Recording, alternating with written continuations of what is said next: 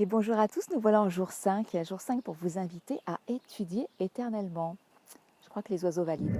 Je suis Valérie Fernand-Ortega, je suis coach facilitatrice en transition de vie personnelle et professionnelle et je suis là pour t'aider, t'accompagner et bien à te créer une vie qui soit pleinement en accord avec qui tu es vraiment. Aujourd'hui, dans ce jour 5, bien justement, je voulais t'inviter à étudier éternellement. Alors, on va étudier quoi? On va étudier comment? Et puis pourquoi finalement? Alors oui, pourquoi? C'est une bonne question à se poser. Tu as certainement entendu parler de la neuroplasticité du cerveau. Hein, c'est une récente découverte finalement à l'échelle de l'humanité. Et on s'est rendu compte en fait que notre cerveau était complètement malléable et qu'on pouvait recréer constamment des connexions neuronales.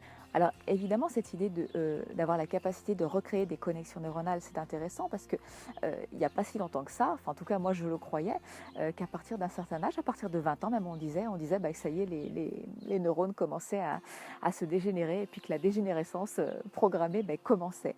Alors que non, on peut recréer des nouveaux circuits et bien continuellement. Donc apprendre continuellement, c'est quelque chose qui est très bon, très sain, simplement pour ta vivacité d'esprit.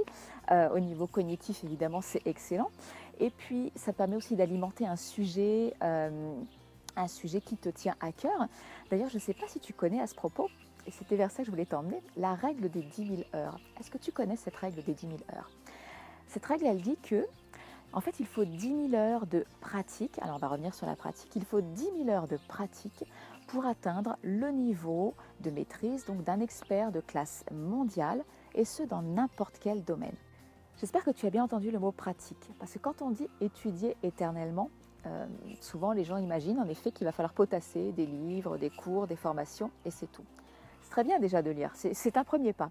Mais entre lire et mettre en pratique justement ce que tu lis, c'est encore un autre pas. Et c'est un pas absolument essentiel.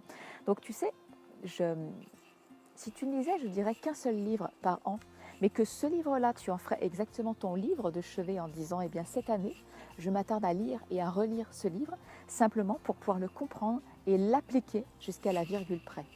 Je peux te jurer qu'il y a des livres de croissance personnelle qui coûtent une quinzaine, une vingtaine d'euros, qui valent des formations qui coûtent 2 500, 5 000 euros, simplement parce que tu vas avoir la volonté, tu auras pris la décision de le mettre en pratique. Ensuite, comment tu peux justement prendre ce temps pour étudier de façon permanente? Alors, il suffit de te prendre des créneaux pour ça, parce que tu peux très bien dire, oui, mais enfin bon, étudier éternellement, moi j'ai pas tant de temps que ça. Moi non plus, j'ai pas tant de temps que ça, mais j'attribue 15 minutes le matin, 15 minutes seulement, à la lecture donc d'un livre, un livre papier. Je prends également 15 minutes le soir sur un livre également papier. Et en dehors de ces temps-là, parce que finalement je consomme énormément d'informations pour pouvoir donc du coup mettre en pratique derrière, en dehors de ces temps-là, je vais utiliser tous ces temps qu'on appelle temps perdus. Alors qu'est-ce que c'est qu'un temps perdu?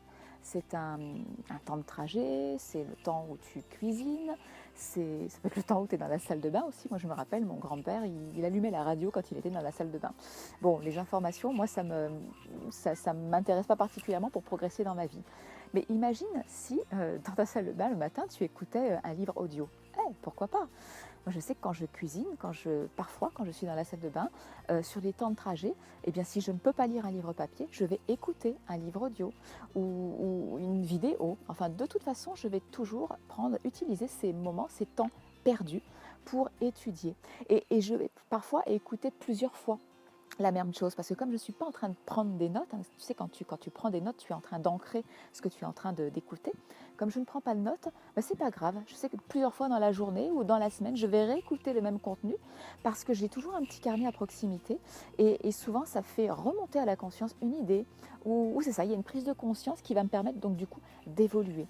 Mais prends bien conscience qu'il y a 1000 façons, 1000 possibilités justement d'étudier éternellement. Alors je t'invite justement à t'engager maintenant après avoir écouté cette vidéo, à me dire peut-être en commentaire quel serait ton livre de chevet, quel serait le livre que tu vas étudier pour la prochaine année.